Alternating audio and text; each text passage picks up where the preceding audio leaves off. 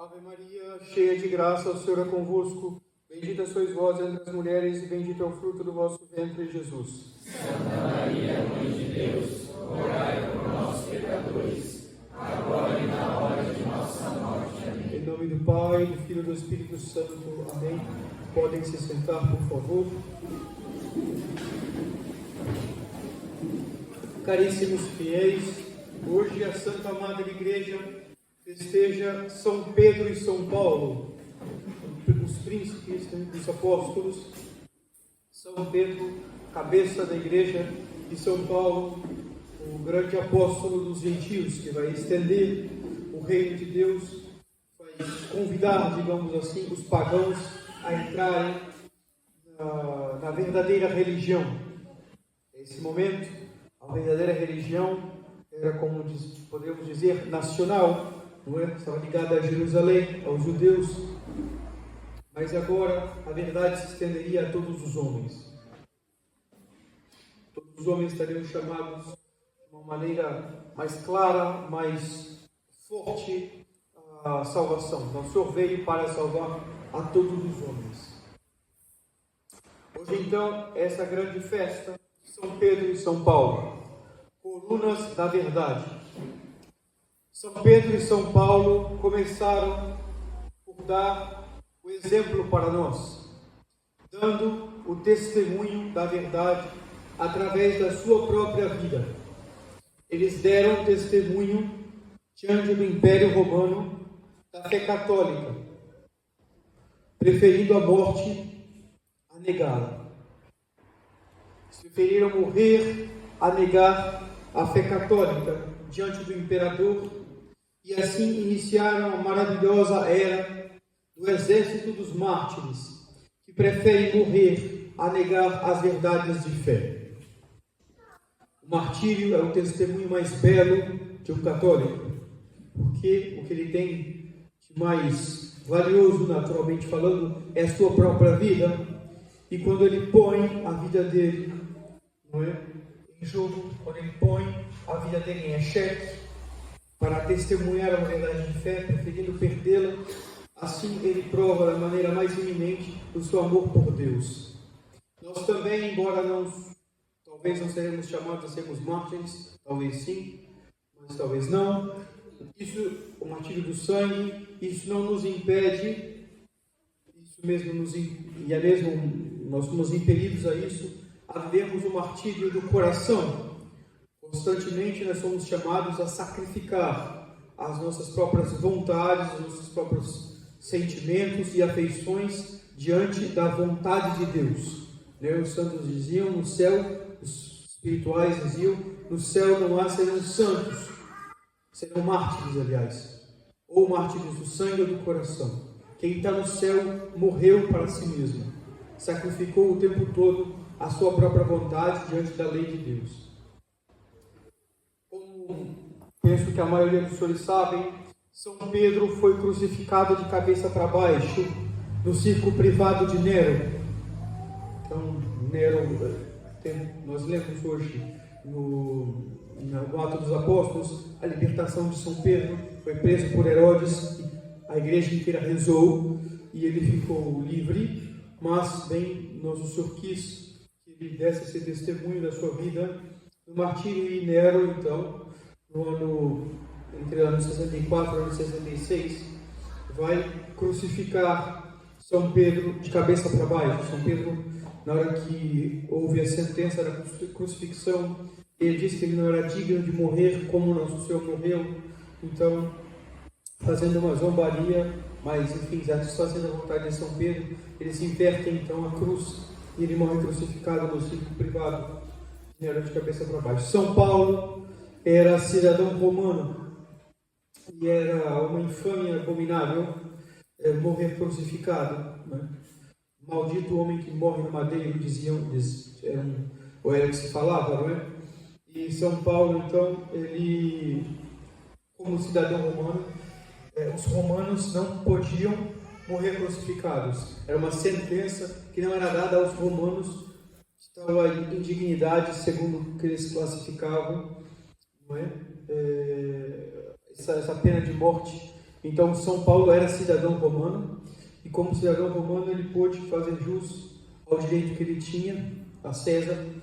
Então ele teve o direito de morrer decapitado, né? A região hoje é Fontane, né? Significa as três fontes, porque quando cortam a cabeça dele quica 3 vezes, e onde quica nasce uma fonte. Então é chamada a região das três fontes. Ele é decapitado em São Paulo. Mas os 28 de junho vai nos lembrar também, e para nós é muito importante lembrar a cada ano, não é? De um outro testemunho de fé que é feito diante dos olhos do testemunho de São Pedro e São Paulo, justamente, que é o testemunho que ocorreu um dia depois da festa de São Pedro e São Paulo, no dia 30 de junho de 1988, que foi o testemunho de Dom Lefebvre diante do mundo inteiro. E bem, nos fala de uma maneira pessoal, porque nós estamos aqui vivendo, né, ainda esse episódio da história da Igreja, da qual Dom Lefebvre foi um grande protagonista. Ele não foi, certo, fisicamente morto, mas Dom Lefebvre sofreu o martírio do coração que poderia ter levado-lhe à morte. Martírio de ter que enfrentar, após ver aqueles que deveriam lhe confirmar na fé, envenenando as almas do mundo inteiro. Dom Lefebvre era, antes de tudo, um homem de Deus, um homem da Igreja, e como tal guardava toda a sua fidelidade ao papado. Mas não somente ao Papa de seu tempo. As primeiras dificuldades, claro, foram com João 23, depois Paulo VI, João Paulo II. O primeiro viveu muito pouco. Mas ele era fiel a essa instituição sagrada, divinamente instituída, que estava sendo profanada pela vergonha promovida pelos nossos pontífices atuais. São Pedro e São Paulo tiveram que enfrentar a fúria de Nero, um verdadeiro monstro. Com Dom Lefebvre não foi diferente. Ele teve que enfrentar o monstro do modernismo que sentava no trono de Pedro. Segundo a profecia do Papa Leão XIII, que é contida no exorcismo dele, ele disse: lá, na sede do bem-aventurado Pedro, cátedra da verdade, para iluminar as nações, era colocado o trono da abominação e da sua impiedade. É o que nós vemos hoje. Nós vemos depois do Papa João XXIII. O homem prudente, segundo a moral, mesmo a moral natural, é o homem que age. Muitas vezes nós ligamos a prudência à inação. Nós falamos, fulano é prudente, porque fulano age devagar, fulano quase não faz nada. Então, às vezes, a pessoa é uma pessoa absolutamente pacata, não age, não reage, não faz nada.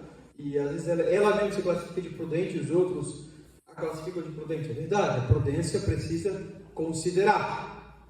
Não é? Mas o prudente é, sobretudo, o homem que age. Porque a prudência é uma virtude moral ordenada à ação. Eu sou prudente quando eu ajo. Dom Lefebvre foi prudente. Agiu para salvar a Igreja, agiu para salvar o papado. Dia virá em que o Santo Padre reconhecerá em Dom Lefebvre o seu grande defensor, o grande defensor da sua cátedra. Em 1988, nas vésperas, na festa de São Pedro e São Paulo, seria a véspera de um dos dias mais importantes da história da Igreja, a sagração episcopal dos bispos, feita por Dom Lefebvre. Dom Lefebvre, depois de lutar depois do concílio, depois de 20 anos, não é? Vendo que ia morrer e que as autoridades da Igreja, infeccionadas pelo modernismo, estavam cegas por esse erro, portanto impossibilitadas, enquanto tais, de assegurar a guarda da fé católica. Quem pode estudar e ler as tratativas de Dom Lefebvre com as autoridades romanas, ouvir as suas conferências, não é? Vai testemunhar o diálogo de surdos, não é? Que estava havendo entre Dom Lefebvre e as autoridades que estavam naquele momento no Vaticano. Ele dizia, é de se chocar, é de se impressionar. Ele que era delegado apostólico, núncio, delegado apostólico, aliás, para toda a África de língua francesa, pessoa de altíssima confiança do Papa Pio XII, ele dizia, é impensável quem conheceu a igreja na época de Pio XII, ver o que está se passando hoje. Nessas cadeiras, nessas congregações romanas, onde sentavam homens santos, homens comprometidos com a salvação das almas, hoje nós vemos uma corrupção horrorosa, não somente moral, mas da fé. Homens que não têm mais apreço para a salvação das almas. Eles não eram mais capazes de assegurar a guarda da fé. Longe de ser um ato cismático, como os inimigos da igreja querem nos acusar, e querem impressionar os fiéis, as sagrações de 1988 foi o ato de maior fidelidade ao papado. Este ato foi justamente um testemunho de que o papado, que os papas de todos os tempos, em seu magistério infalível, eram os indicadores da revelação. Dom Lefebvre resistia ao Papa por fidelidade ao papado. Ele resistia ao Papa quando o Papa queria ensinar verdades, ensinar o erro. Claro, como doutor privado, nunca quis definir dogma nenhum, nunca falou de maneira infalível, não é? Por fidelidade ao papado, Dom Lefebvre resistia, porque Dom Lefebvre sabia que o Papa tinha o carisma, poderia exercer, muito importante fazer essa distinção, o Papa não é sempre infalível, não é uma qualidade, uma disposição imutável do Papa, a infalibilidade, não é um carisma que o Papa pode usar ou não usar.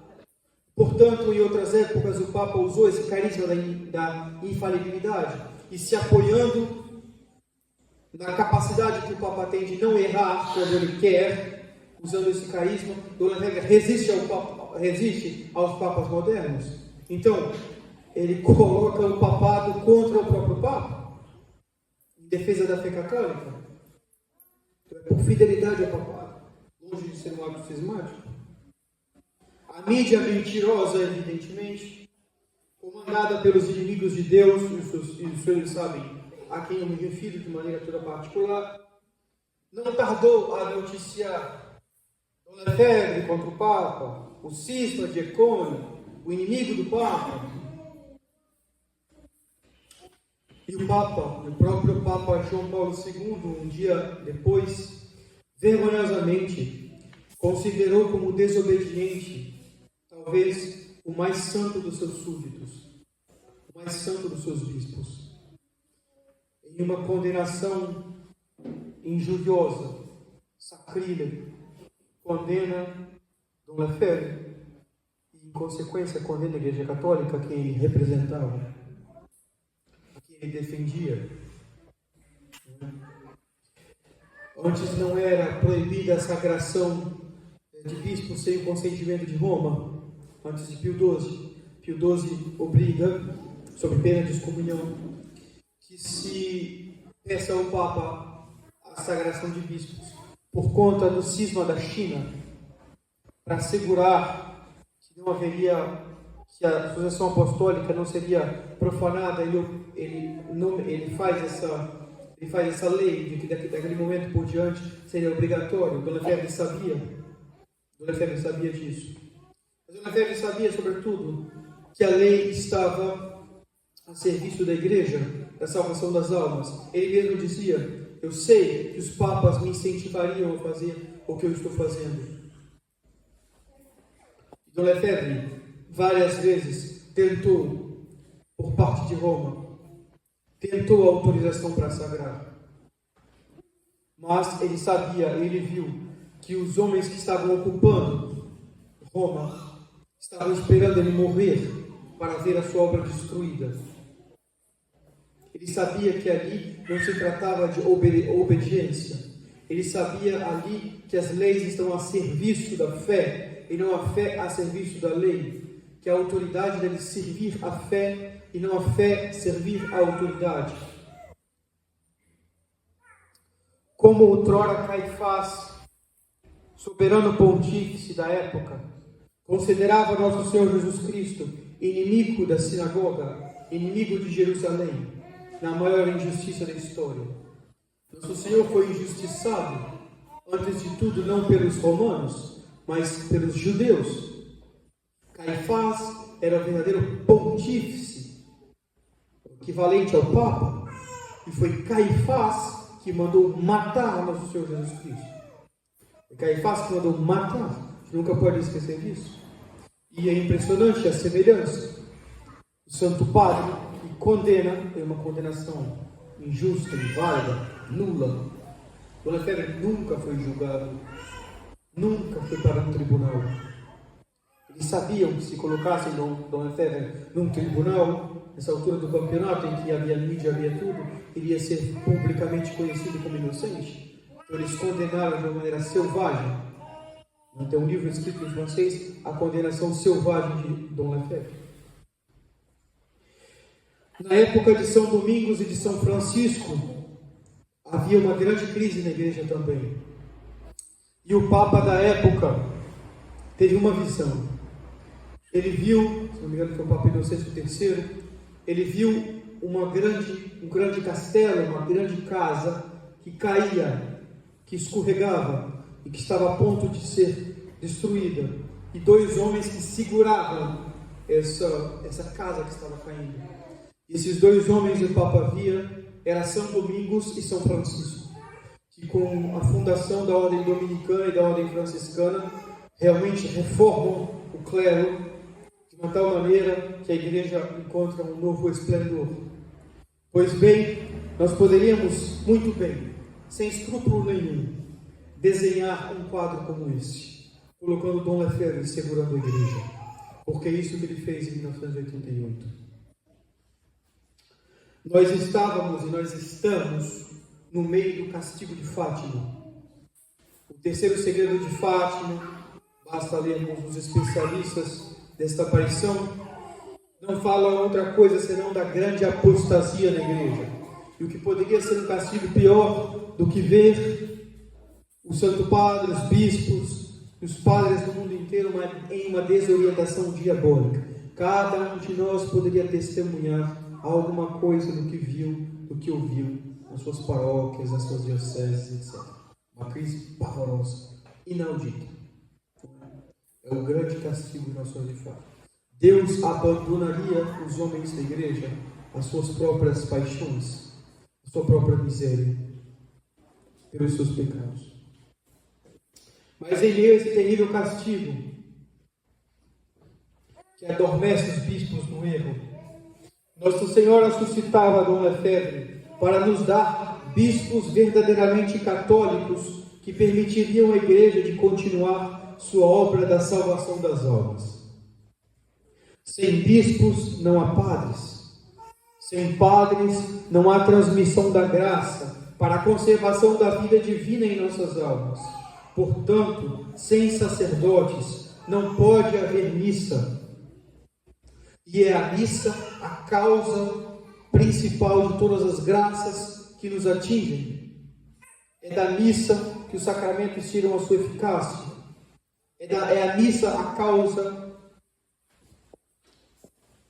de todas as graças. E sem padre não pode haver missa. Não pode haver sacramentos.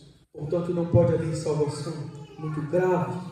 Santo Tomás disse que sem a graça de nosso Senhor, que é dada ordinariamente pelos sacramentos, a graça as almas não podem manter-se muito tempo em estado de graça. Quer dizer, elas caem em pecado mortal e elas se condenam.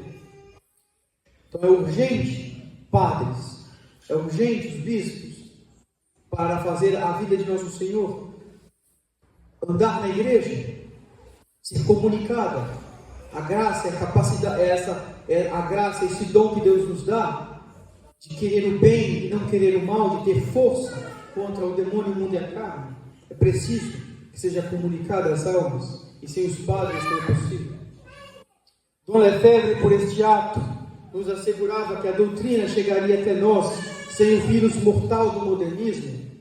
Não tem nada que a igreja mais detesta e mais teme do que a heresia, a novidade, que contamina as inteligências e que faz perder as almas. São Pudécio dizia que a principal causa da perda das almas é a ignorância religiosa. E hoje em dia os inimigos da igreja não só trabalham para que a verdade não chegue às almas, mas eles trabalham de uma maneira violenta para que a mentira chegue às almas. As pessoas estão doentes intelectualmente, doentes com o liberalismo, com o modernismo, com toda a sorte de doutrinas, as piores, correndo o risco iminente de passarem a eternidade no inferno. Dom Lefebvre nos assegurava então que a vida de Nosso Senhor continuaria a ser transmitida. Vida de Nosso Senhor que está desaparecendo e que parece ter desaparecido das nossas paróquias e dioceses conciliares. Tais são os escândalos, tal é o estado dos católicos hoje em dia. A vida dos católicos hoje em dia testemunha que eles não estão em estado de graça, que eles vivem em pecado mortal. Dom Lefebvre nos dava bispos que nos confirmariam na doutrina de São Pedro e São Paulo. São Paulo dizia, mesmo que um anjo do céu descesse e lhes ensinasse uma doutrina diferente do que a doutrina católica, do que a doutrina que eu lhes ensino, que ele seja condenado. São Paulo dizia, nenhuma autoridade pode nos obrigar a abandonar a nossa fé católica, nem mesmo a do Santo Padre.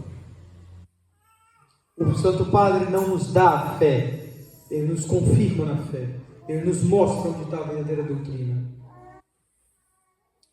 E bem, os papas devem ser fiéis aos seus antecessores, que proclamaram as verdades de fé, que nos mostraram o que está dentro do depósito da revelação. Nossas paróquias e nossas dioceses, nossos bispos e sacerdotes, moralmente falando, no mundo inteiro, seguem caminhos que não são católicos, caminhos que levam à apostasia, caminhos que levam à perda da fé. Caríssimos fiéis desta capela, se os senhores se reúnem aqui, se os senhores decidiram nos chamar, não fomos nós que viemos por nossa própria iniciativa, foram os senhores que nos chamaram, foi porque os senhores querem se refugiar do erro disseminado em toda parte, do castigo divino.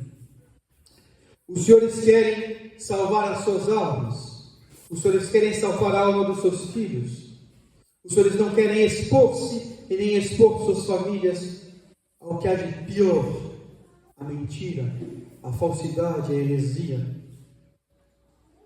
Quantas almas, quantos dos nossos familiares, Santa Catarina era um estado católico, colonizada por italianos em grande parte, alemães que se converteram também à fé católica. Essas mesmas famílias que vieram da Europa tão católicas, o que sobrou delas? O que sobrou? O que o modernismo fez com elas? Não é?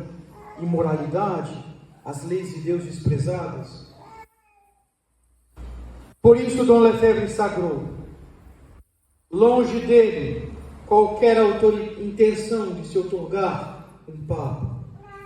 Ele mesmo dizia, na cerimônia de 88, eu sou apenas um bispo católico que continua a transmitir a doutrina. Ele dizia, sou apenas um bispo que continua a transmitir a doutrina.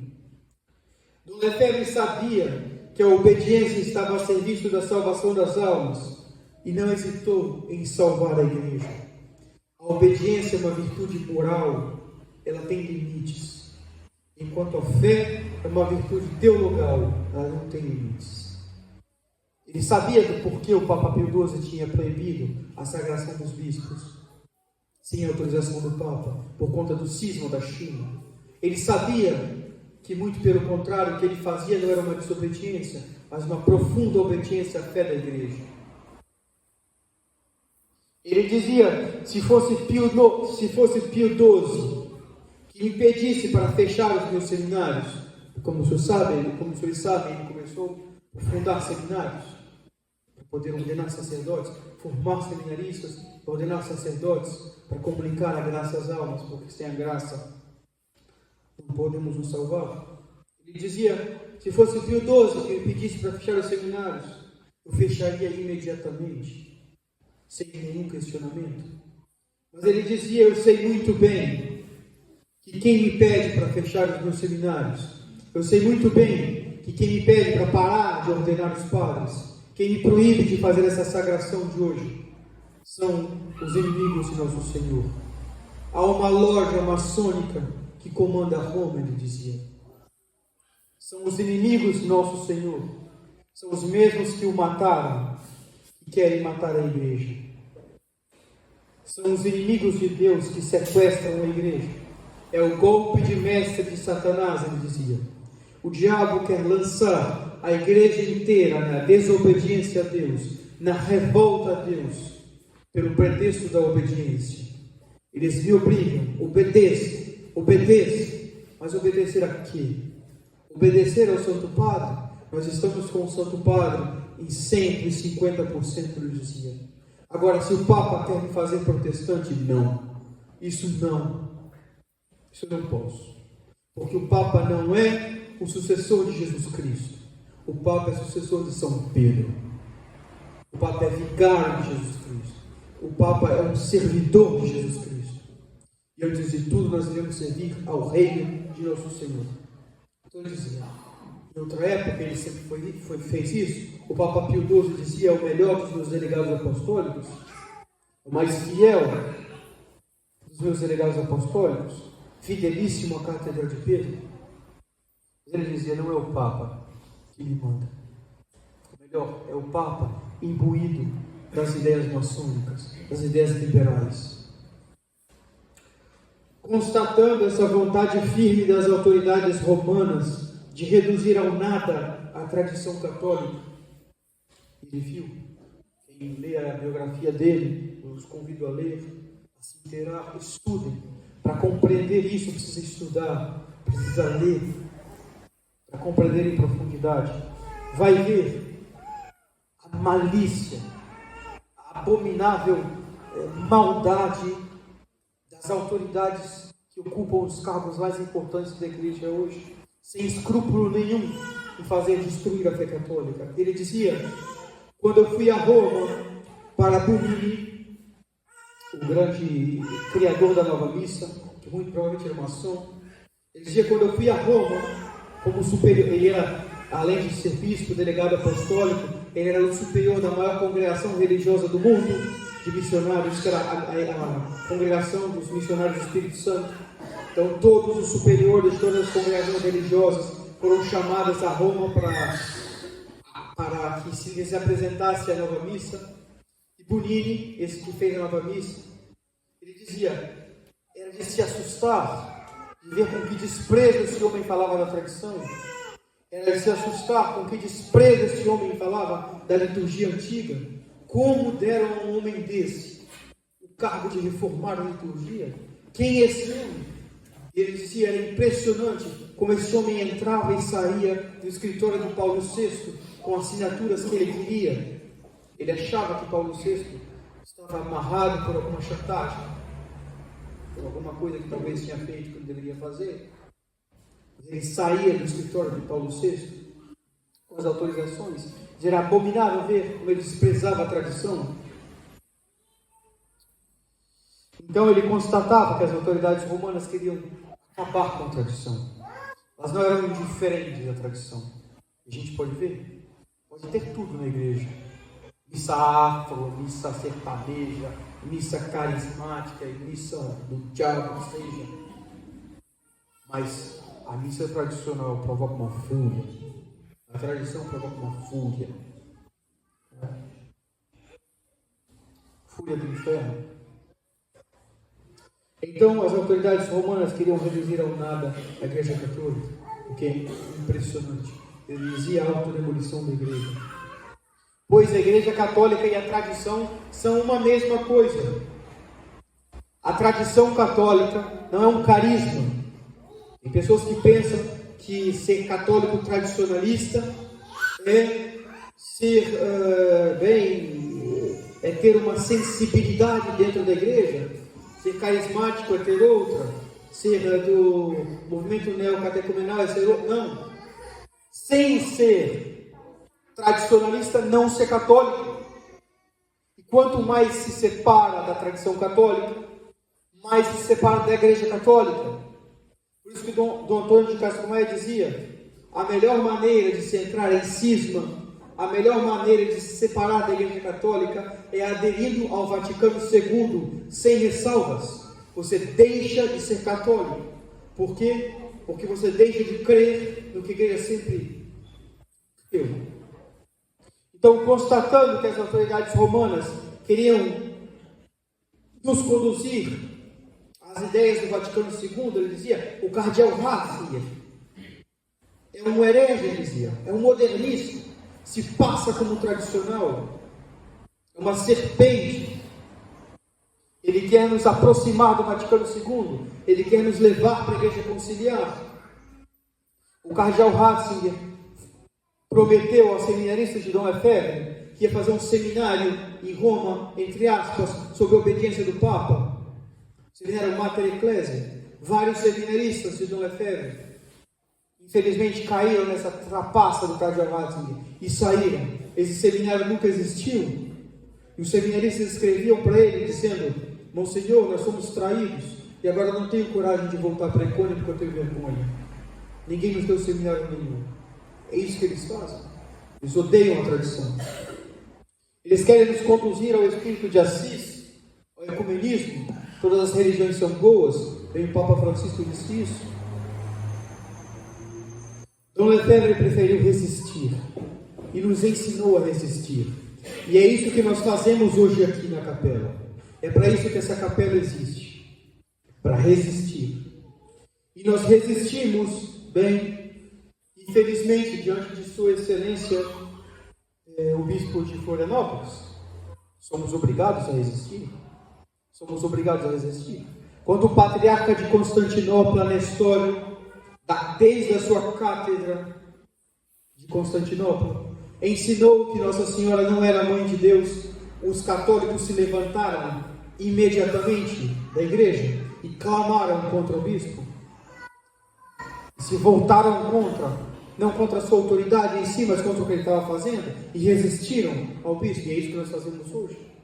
Nós não podemos estar nos colocar debaixo de homens que são inimigos do reino de nosso Senhor Jesus Cristo. Objetivamente eles são.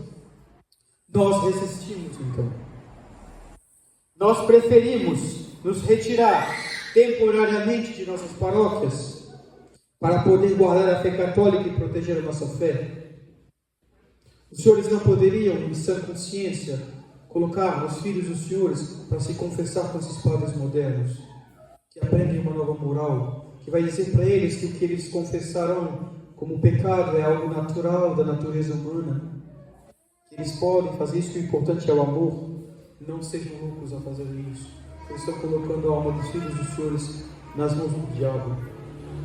E é por isso que nós nos retiramos temporariamente das nossas paróquias, para proteger nossa fé. A ninguém está autorizado a colocar a sua fé em risco. Nós não podemos ter pelo amor de Deus, esse escrúpulo, desculpa a expressão, essa tonteria, vamos dizer em espanhol, de dizer: não, mas padre, eu preciso cumprir o preceito da missa do domingo, como que eu não vou obedecer o padre? Pelo amor de Deus, os preceitos estão feitos para a fé. Você vai à missa para dar glória a Deus. Você não vai na missa por você. Nem comungar você comunga por você. Você comunga para dar glória a Deus. Você não vai numa missa negra, onde tem uma hóstia válida, para comungar, porque você precisa de comungar. Então você não vai numa cerimônia que traja a Deus como rito novo, para comungar. Não. Pense. Tem pessoas que parecem que não pensam, que vivem de sentimento. Antes de tudo, a guarda da fé, a glória de Deus. A glória de Deus. Ele escreveu ao Papa, não é? Ele escreveu ao Papa, Dona Fé, dizendo que apesar de todo o desejo de estar sem resistência alguma a cumprir tudo aquilo que ele mandava, Dona Fé queria. Ele escreve ao Papa, diz: Santo Padre, eu queria seguir tudo que o Senhor estava me mandando, mas em consciência eu não posso, porque as ordens que vossa santidade me faz, me colocam contra Deus. Eu não posso, não pode, porque cabeça normal, que pense, raciocine, vai entender isso. Nenhuma autoridade da terra não pode me colocar contra Deus. A serviço de quem essas autoridades foram constituídas? O Santo Padre foi constituído para servir a nosso Senhor Jesus Cristo, não para me colocar contra Ele. São Paulo diz: nós recebemos autoridade para a vossa edificação, não para a vossa ruína. Ele disse ao Santo Padre que não podia não resistir aonde eles queriam conduzir a igreja. Ele disse que preferia permanecer na fé católica de sempre, sem ecumenismo, sem novidades, esperando o dia em que Roma novamente voltasse a crer no que a igreja sempre creu, a crer no que São Pedro e São Paulo creram até a morte. É impossível errar mantendo-se na fé católica. É impossível. Ele preferia esperar e ver as autoridades romanas reencontrando a tradição católica, reencontrando a verdade de sempre. Ele compreendia o mal que se passava. Dom Lefebvre dizia que não pertencia a ele de dizer quando isso aconteceria, quando as autoridades romanas voltariam à tradição. Ele dizia: não somos nós que saímos da igreja, são eles que deixam a igreja. Como o Santo Atanásio disse em outros tempos, eles têm os templos, nós temos a fé. Não pertence a nós decidir quando o castigo de Deus acabará. Por isso nós temos que levar uma vida santa. A melhor maneira de colocar um freio e terminar este castigo é a nossa vida de santidade. Não pequem, façam de tudo para não pecar. Ouçam a Nossa Senhora quando ela diz que devem se rezar todos os dias o Santo Rosário, ter devoção ao seu coração imaculado. Cada vez que os senhores pecam, os senhores empurram a igreja para o abismo. Por conta da comunhão, os senhores empurram a igreja para o abismo. Não pensem que o pecado dos senhores não tem influência sobre o mal que acarreta com a igreja. Não pertence a nós fazer paz onde Deus quer a guerra.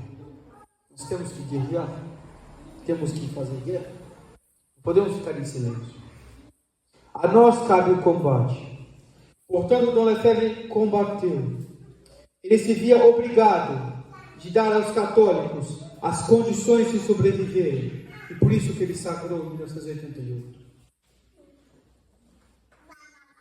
Mas, padre, Roma permitiu a missa tradicional, na época do Papa Bento XVI. Autorizou a muitos institutos a viverem de maneira tradicional. Vocês conhecem alguns desses institutos, não é? É uma autorização viciada e comprometedora, traidora. Nós vimos claramente isso em Campos. Campos foi a última diocese católica do mundo, chefiada por Dom Antônio de Castelmaio. No ano 2000 foi feito um acordo e hoje Campos é uma catástrofe. O seminário de Campos hoje se chama Seminário de João Paulo II, Imaculada Conceição de João Paulo II, São João Paulo II. Uma catástrofe. Uma catástrofe. Os padres hoje já rezam a missa nova, alguns deles. A gente escuta cada coisa terrível. Infelizmente, Roma lhes triturou. Roma quer destruir a tradição. Roma moderna quer destruir a tradição. Autorizações comprometedoras, traidoras. todas as 10 principais congregações religiosas que estavam combatendo junto com Dom Lefebvre, que fizeram acordo com Roma, foram massacradas por Roma. O mosteiro do Barru, da qual Dom Tomás veio, fez acordo com Roma. Dom Gerard, o superior de Dom Lefebvre, dizia, o superior de Dom Tomás, dizia, com Dom Lefebvre não dá para falar, mas com Cardeal Ratzinger sim, dá para falar, dá para conversar. Pois é, ele escondeu dos monges, mas os monges ficaram sabendo que um dia ele foi a Roma e um dos clérigos, os cardeais, disse: Dom Gerard, o Papa espera o senhor para concelebrar a missa com ele. Missa não. E Dom Gerard não teve a coragem de falar não. Traição atrás de traição. Alguns anos depois, um dos monges do próprio mosteiro do Barru escreveu um livro de 3.000 páginas para defender a liberdade religiosa. Quer dizer, Roma moderna, viciada. Eles têm um vírus contagioso, diz Dom Lefebvre. Quem não quiser se contaminar deve se afastar. Aliás, muitos desses padres que recebem autorização, senão a maioria deles, senão todos, não sei, se calam no altar. Eu, como sacerdote do Altíssimo, sou obrigado a denunciar tudo aquilo que está contra Deus. E muitos desses padres que rezam a missa tradicional autorizada se calam diante das ofensas feitas a Deus. São covardes, não falam. Dom Lefebvre dizia, eles mentem para os fiéis, eles escondem dos fiéis. Isso é imoral. Imoral. Eu não posso, pelo maior bem do mundo, mesmo pela salvação da igreja, fazer a menor ação má, a menor ação imoral. Dom Tissia de Malavé dizia, um dos bispos sagrados por Dom Lefebvre, se me fosse pedido para contar a menor das mentiras, para salvar a igreja inteira, eu não poderia fazer. Porque de São Paulo, nós não podemos fazer o mal para conseguir o bem. Então, se é o preço do silêncio, diante do sequestro da igreja, nós não queremos a missa tradicional. Preferimos ficar sem a missa. A ter a missa e ter que nos calar diante de ver a igreja sequestrada, como ela está hoje. Dom Lefebvre dizia, porque muitas vezes eles ofereceram propostas a Dom Lefebvre. Em 1988 mesmo ele assinou uma proposta, mas na mesma noite ele não conseguiu dormir e mandou ir a Roma e cancelar tudo que ele tinha feito. Ele dizia, se eu tivesse aceitado aquele acordo com as autoridades que queriam freá-lo, ele teria feito não a operação sobrevivência, como ele chamou, a Sagração de 88, mas ele teria feito a operação suicídio. Ele não temia de chamar de anticristo. O Lefebvre tem fortes afirmações. Os homens que estavam governando a igreja, eles se opõem ao reino de nosso Senhor Jesus Cristo. Eles se colocam contra o Cristo. Ele dizia ao Cardeal Ratzinger, futuro Papa Bento XVI, ele dizia, Eminência, é impossível que nós possamos colaborar uns com os outros, porque os senhores trabalham para que as sociedades deixem de ser católicas, e nós trabalhamos como a igreja sempre fez, para que as sociedades sejam católicas. Nós trabalhamos em posições diametralmente opostas. Eles trabalham para que o Cristo deixe de ser rei, nós trabalhamos para que o Cristo reine. Como nós vamos colaborar? Mesmo que vocês nos deem a missa, mesmo que vocês nos autorizem a sagração de um bispo, mesmo que vocês nos deem tudo, paróquias, tudo, é impossível colaborar, é impossível ficar quieto.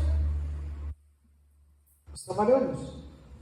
Diz Dom Tomás que num sermão, ele pregando, ele chorou quando ele disse isso, porque ele falou, para eles, para nós, nosso Senhor Jesus Cristo é tudo. Para eles não é mais. Para eles não é mais. Eles têm a coragem de colocar Nosso Senhor ao lado dos falsos deuses, que são demônios. Eles têm a coragem de falar que a Igreja Católica e uma outra religião agrada a Deus do mesmo jeito. que a Igreja Católica foi comprada ao preço do sangue de nosso Senhor Jesus Cristo? Pois bem, Dom Lefebvre não teve escolha, porque não há escolha. Os senhores não têm escolha. Os senhores prometeram no dia do batismo serem fiéis a nosso Senhor Jesus Cristo. No dia do batismo, os senhores prometeram renunciar a Satanás. E o que se passa na igreja hoje é obra de Satanás. A revolução litúrgica, a revolução doutrinal, o que se passa nas paróquias e nas dioceses, os senhores não podem ficar calados. Os senhores não podem fingir que não tem nada acontecendo, porque os senhores prometeram no dia do batismo. No dia da crise dos senhores também, os senhores prometeram lutar e defender nosso Senhor Jesus Cristo contra tudo aquilo que se opusesse a Ele. Pois os senhores não têm escolha. Mesmo com a própria vida, os senhores têm que defender nosso Senhor. Os senhores não tendo escolha, os senhores quiseram sobreviver, quiseram salvar suas almas, e por isso os senhores estão aqui. Enfim, consagrando bispos, ele permitia à Igreja Católica de continuar sua obra suprema. Não se pode haver padres sem bispos. Haviam seminaristas que vinham de várias dioceses, que o procuravam para receber dele a ordenação sacerdotal. Ele fundou então um seminário para formar padres católicos, e ele precisava dar bispos que ordenassem esses padres. Os bispos franceses ficaram desesperados porque os seminaristas iam correndo atrás de Dom Lefebvre. Ele não podia confiar a esses seminaristas, ele dizia, a bispos modernistas, e por terem uma nova ideia do sacerdócio, poderiam ter uma intenção duvidosa na hora de ordenar, cujos sacramentos seriam duvidosos. Ele não poderia. Ele disse isso na sagração. Ele dizia: esses seminaristas serão ordenados por quem? Por esses bispos cujos sacramentos têm validade duvidosa? Pois nós não sabemos quais são as suas reais intenções? Não, isso não seria possível. Quais foram então os únicos bispos que guardaram a tradição, que permaneceram fiéis na administração dos sacramentos, como a igreja sempre fez, assegurando sua validade? Dom Antônio de Castro Maia e Dom Lefebvre. Que honra para nós ter tido um bispo no Brasil ao lado de Dom Lefebvre nesse dia histórico. Era uma constatação, ninguém podia negar. Muitas almas, fiéis e seminaristas, religiosos e famílias, se confiavam a Dom Lefebvre e a Dom Antônio, porque viam que eles estavam com a verdade católica de sempre, sem a qual é impossível agradar a Deus e salvar. Como outrora os fiéis diziam: nós estamos com a fé de Atanásio, enquanto infelizmente o Santo Padre da época se unia, era conivente com os arianos. Os católicos diziam: nós estamos na fé de Atanásio. Nós dizemos: nós estamos na fé de Dom Lefebvre, porque ele representa a Igreja Católica. Muitos seminaristas vinham até ele, apesar de todas as perseguições, para terem a certeza de estarem recebendo o sacerdócio. Nós não podemos ter dúvidas quanto à validade dos sacramentos, para poderem oferecer a Deus o verdadeiro sacrifício do Calvário, o verdadeiro sacrifício da missa. Por isso eles iam até Dom Lefebvre buscando a ordenação.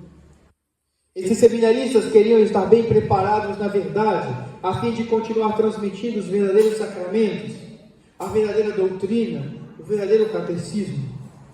Eis o objetivo dos seminários fundados por Dom Lefebvre. Ele não podia, em consciência, deixar esses jovens seminaristas órfãos. Ele dizia: eu não posso desaparecer e deixar esses seminaristas órfãos, desaparecendo e nos deixando na incerteza de sacramentos modificados por modernistas que não têm a intenção de fazer o que a igreja sempre fez. Isso seria contrário, ele dizia, ao seu dever de bispo. Sagrando os bispos, apesar das resistências do Santo Padre, Dom Lefebvre fazia um ato que aparentemente seria tratado como uma desobediência. Mas que filho seria desobediente se, contrário à vontade do seu pai, retirasse seu pai a forças de uma casa em chamas? Longe de ser desobediente, seria um herói. Pois assim é que Dom Lefebvre. A lei suprema da igreja é a salvação das almas. Nenhuma autoridade na terra, nem mesmo aquela do Santo Padre, pode nos obrigar a trair nossa fé. E Dona Lefebvre dizia: João Paulo II tem uma alma para salvar. E eu faço o que eu faço também por ele, Dona Lefebvre dizia. E colaborar com esse espírito do Vaticano II, colaborar com a Missa Nova, é trair a nossa fé. Portanto, caríssimos fiéis, estamos convencidos de que todas essas declarações de penalidades dadas por Roma, a nós, a eles, a quem quer que seja, por nós sermos simplesmente católicos, são inválidas, absolutamente inválidas.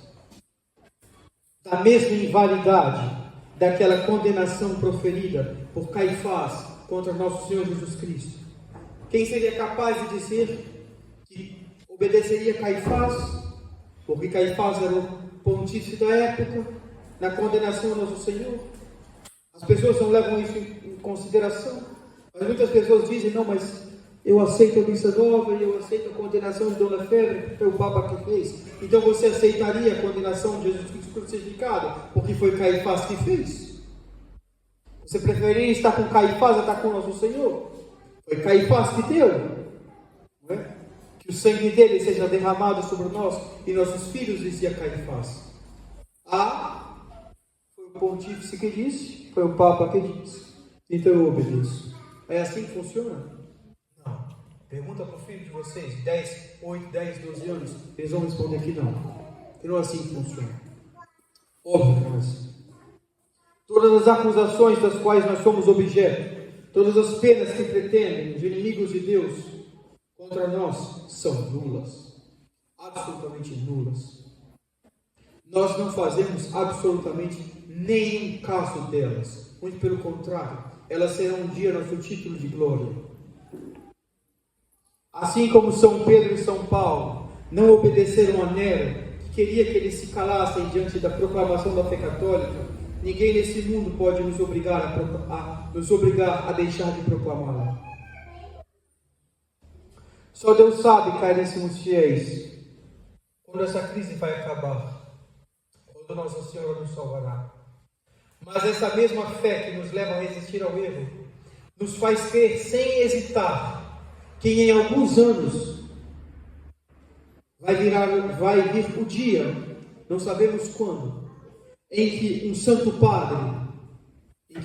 Padre nos felicitará, ele nos agradecerá por termos mantido a fé católica nos seminários, nas famílias, nas cidades, nos conventos. É de fé. Temos certeza que o Santo Padre convertido na fé católica vai nos agradecer, vai nos chamar, vai nos mostrar. Isso não é pretensão, isso é verdade. Negar isso é negar a verdade, negar a fé. Ele vai nos agradecer por nós termos guardado a fé em nossos países, para a maior glória de Deus e pela salvação das almas. Portanto, que Nossa Senhora lhes comunique a todos a fé dela, a coragem dela, porque quem ama, odeia, quem odeia, combate, vai contra.